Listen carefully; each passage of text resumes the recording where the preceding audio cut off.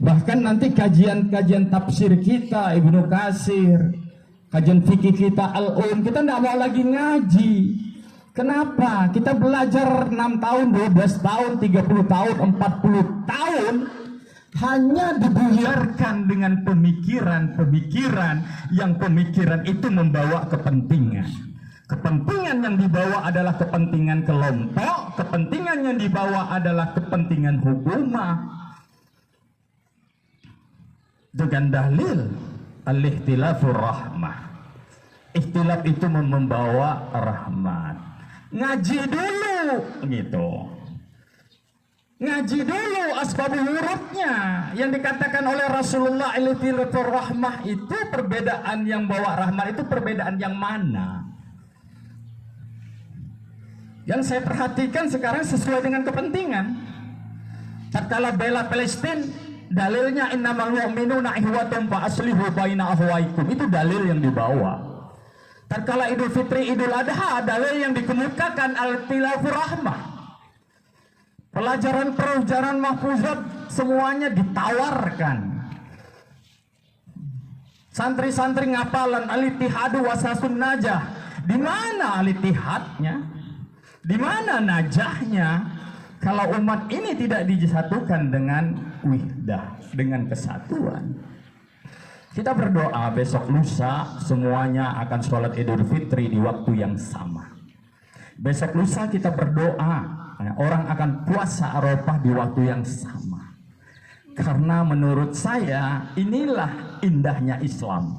Islam is a beautiful religion. Islam itu adalah agama yang paling indah.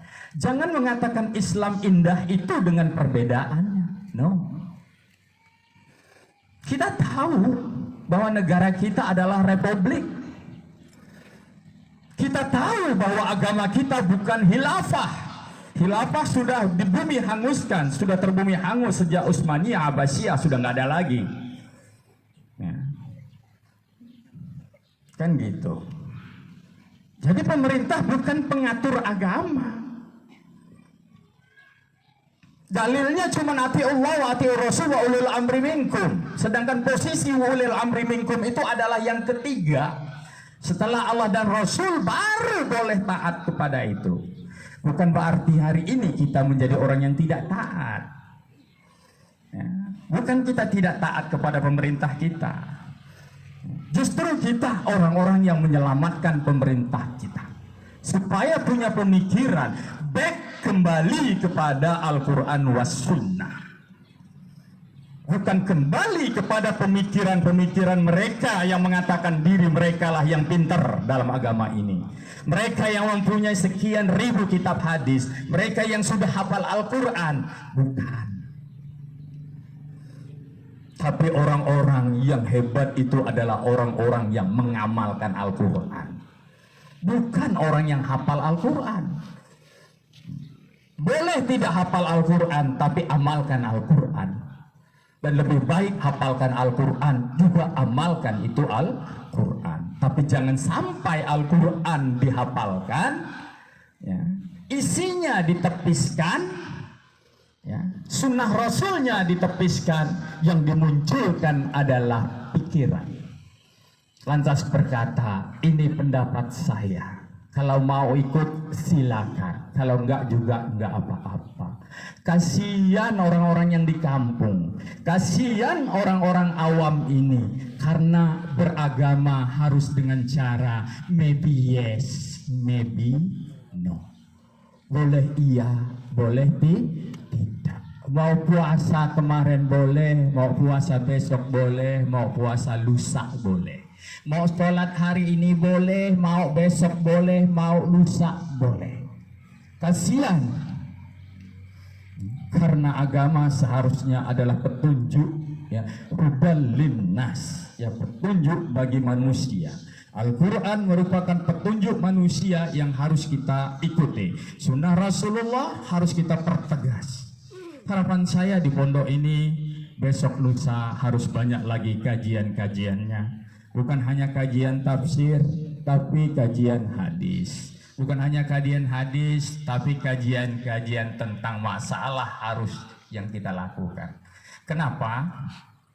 Nah, kenapa? Ada sebabnya. Siapapun kita, ya, apapun kita, boleh kita mengaku diri kita orang awam, tapi jangan sampai mengaku diri kita orang yang tak paham agama sama sekali. Jangan kita taklidul a'ma. Jangan sampai kita menjadi hanya pengikut buta. Jangan sampai jadikan kita sebagai babla, sebagai burung biu. Orang ke barat kita ke barat, orang ke timur kita ke timur. Kalau biu tuannya ngatakan tiung bodoh, dia juga akan bilang tiung bodoh. Kalau dikatakan kamu pintar, dia juga akan kamu pintar. Jangan sampai. Dalam beragama perlu ada prinsip. Ya, prinsipnya adalah kecerdasan beragama. Kita harus cerdas untuk mana yang kita ikuti dan tidak, mana yang harus kita pilih dan mana yang tidak. Makanya beragama itu harus dengan ilmu. Gak cukup kita tahu utlubul ilma minal mahdi ilal lahdi. Apa pesan Rasulullah? Tuntutlah ilmu itu dari kau lahir sampai kau mati. Itu supaya apa? Supaya kau paham itu agamamu. Kalau sudah merasa diri sudah tua, ya, saya sudah berumur 54, enggak mau baca lagi, enggak mau belajar lagi, keliru besar. Karena tuntutan Rasulullah, utlubul ilma minal mahdi ilal lahdi. Tuntutlah ilmu itu sampai kamu mati nanti. Percuma kita paham itu, kita hafal. Thalabul ilmi faridatun ala kulli muslimin wal muslimat. Kenapa Rasulullah wajibkan itu menuntut ilmu?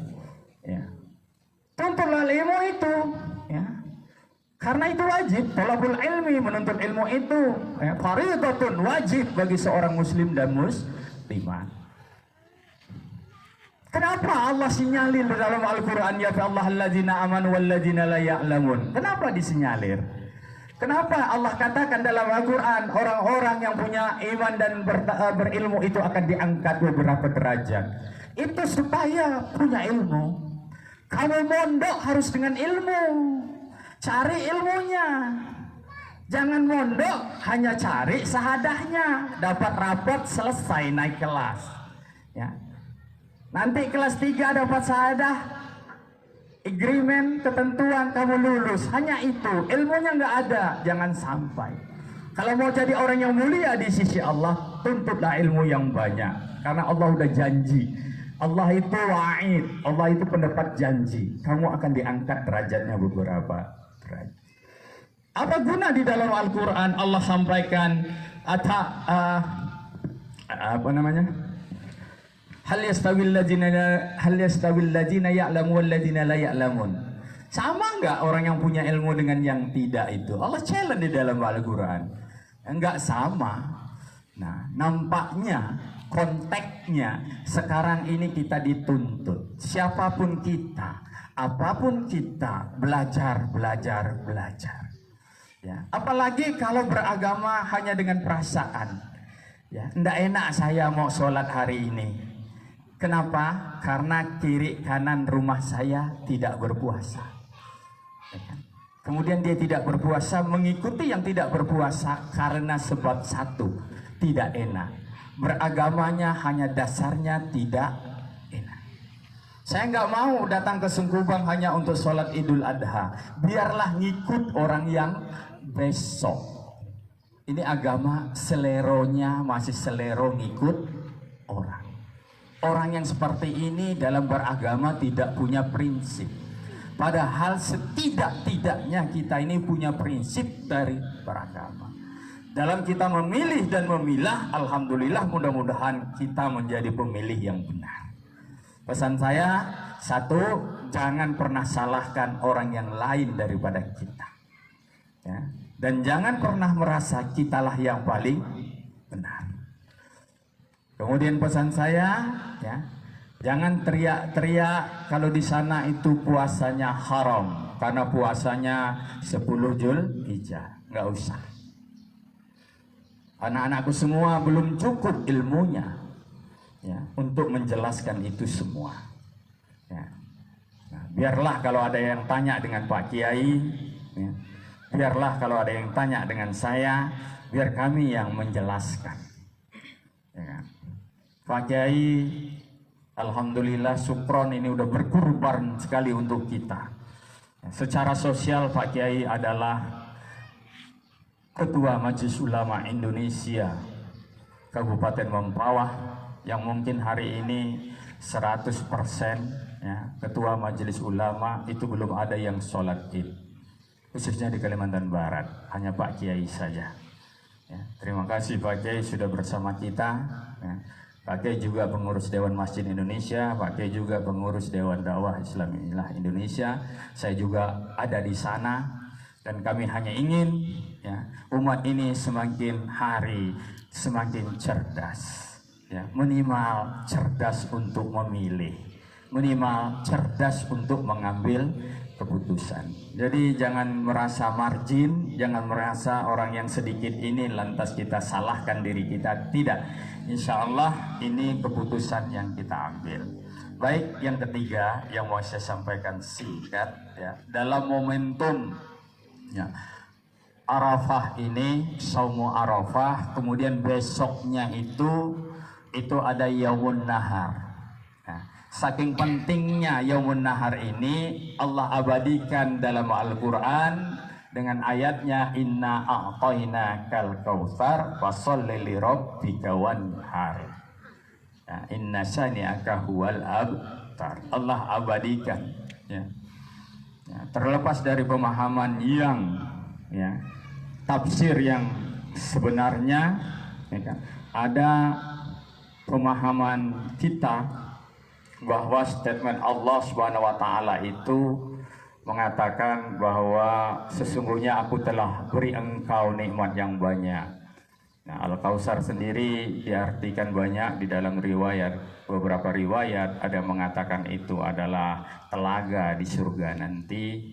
Ya, ada mengatakan itu telaganya di Madinah, macam-macam. Ya, tapi yang jelas Al-Kautsar adalah nikmat yang banyak. Allah udah berikan kepada kita ya, nikmat yang banyak. Maka dituntut oleh Allah wanhar. Kita dituntut untuk berkurban. Maksud saya, kalau tahun ini kurban di pondok kita tercinta ini hanya beberapa ekor sapi. Kemudian alhamdulillah atas izin Allah kita juga diberi 1 ekor sapi dari pemerintah Kabupaten Mempawah melalui PJ Bupati Bapak Dr. Andes Haji Ismail MM. Ya alhamdulillah.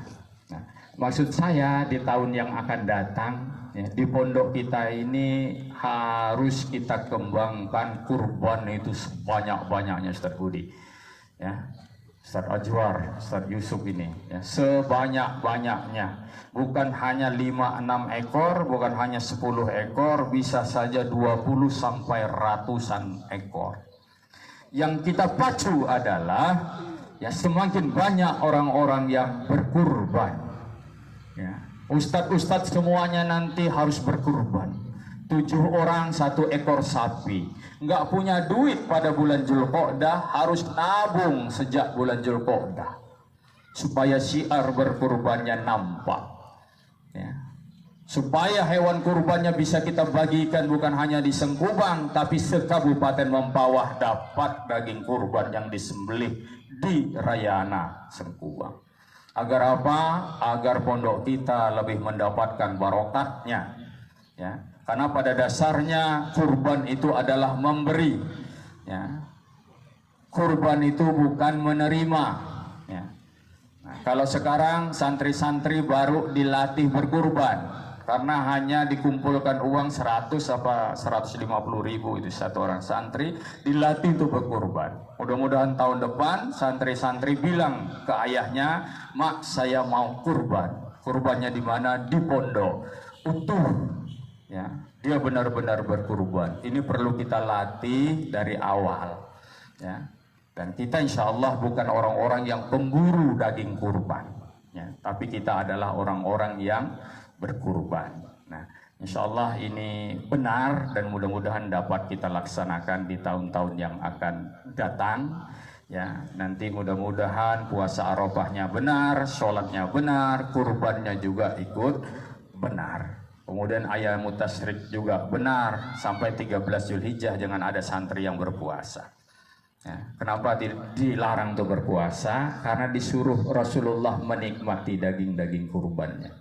Jadi Ustadz Yusuf sampai ayam tasrik, santri-santri harus makan daging kurbannya ya, supaya mereka menikmatinya.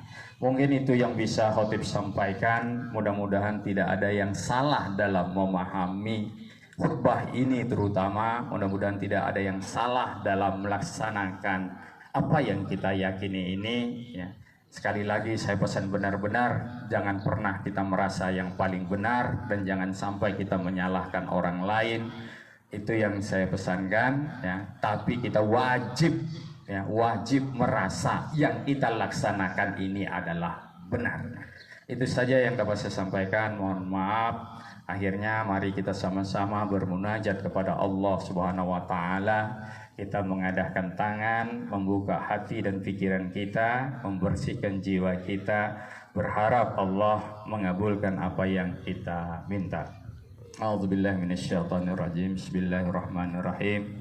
Allahumma salli ala Muhammad wa ala ali Muhammad wa sallim radhiyallahu ta'ala kulli syahabati Rasulillah ajma'in walhamdulillah rabbil alamin.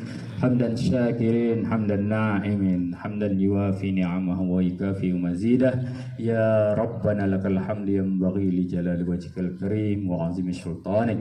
Ya Allah, ya Rahman, ya Rahim, ya Malik, ya Quddus, ya Salam, ya Mu'min, ya Muhaimin, ya Aziz, ya Jabbar. Ya Allah, pada hari ini kami berkumpul di halaman ini ya Allah, bermunajat kepada Engkau ya Allah, berharap kepada Engkau ya Allah. Ya Allah, kami bermohon ampunilah segala hilaf dan salah kami ya Allah. Ampunilah segala hilaf dan salah kami ya Allah. Ya Allah, ampunilah segala hilaf orang tua kami ya Allah. Ya Allah, ampunilah segala hilaf dan salah orang tua kami ya Allah. Ya Allah, kami bermunajat kepada Engkau ya Allah. Kami yang berada di Darussalam Sengkubang ini ya Allah, mohon Engkau selalu beri petunjuk kepada kami ke jalan yang benar. Mohon Engkau beri petunjuk kepada kami ke jalan yang lurus. Jauhkanlah kami dari kemunafikan, jauhkanlah kami dari prasangka buruk ya Allah. Ya Allah, ya Rahman, ya Rahim, kami di sini anak-anak kami menuntut ilmu ya Allah. Mudahkanlah mereka dalam menuntut ilmu, berikanlah mereka ilmu yang benar, ilmu yang soleh ya Allah, sehingga mereka benar-benar tatkala kembali nanti benar-benar menjadi seorang yang memberi pencerahan kepada umatnya ya Allah. Ya Allah, ya Rahman, ya Rahim, ya Malik, kemarin kami telah berpuasa Arafah ya Allah. Kami berpuasa Arafah mengikuti ketentuan orang-orang yang berwukuf di Arafah.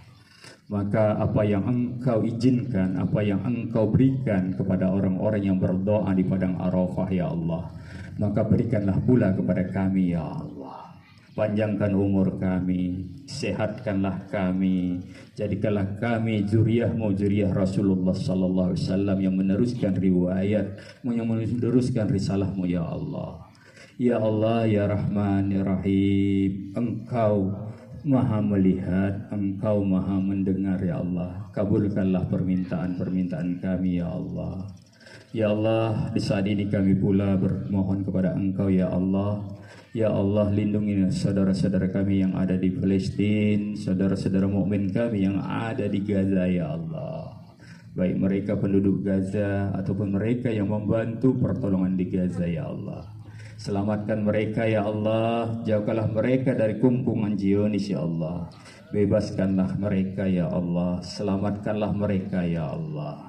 Ya Allah, ya Rahman, ya Rahim, ya Malik, ya Quddus, ya Salam. Kami hanya bermohon kepadamu ya Allah, ridhamu ya Allah. Jadikanlah kami orang yang rendah diri, orang yang tawadhu ya Allah. Rabbana zalamna anfusana wa illam taghfir lana wa tarhamna lanakunanna minal khasirin. Rabbana atina fid dunya hasanah wa fil akhirati hasanah wa qina adzabannar. Subhana rabbika rabbil izzati amma yasifun wa salamun alal mursalin walhamdulillahi rabbil alamin. Assalamualaikum warahmatullahi wabarakatuh.